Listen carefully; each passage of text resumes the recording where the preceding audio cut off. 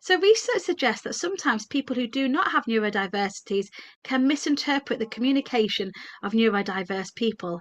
And in fact, we often know part of the reason that neurodiverse people get diagnosed, for example, with autism, is because we know that there can be difficulties interpreting kind of the nuances of social communication. So it's really important that you get the help and support you need during the labour, after the labour, and before, of course. And it needs to be given to you in a way that you understand those doctors and midwives.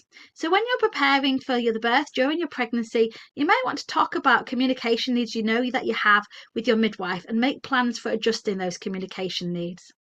In another video, we've talked about asking for support in hospital. In this talk, I'm going to give you some questions that might help if you're feeling overwhelmed or if you're having any difficulties understanding what a healthcare professional is saying to you. Here are some example questions that I've thought about.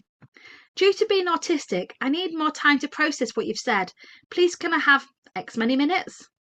Please can you write down a summary of the information you've just given me so I can read and think about it?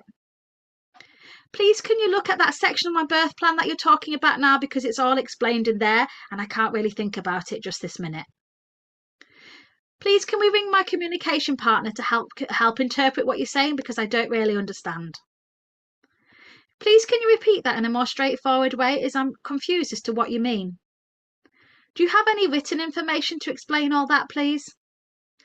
On your adjustments, you may have made comments already that you might need things repeating to you, that you might need it said in the most straightforward way, and that you might need written information, not all being given to you in a verbal way.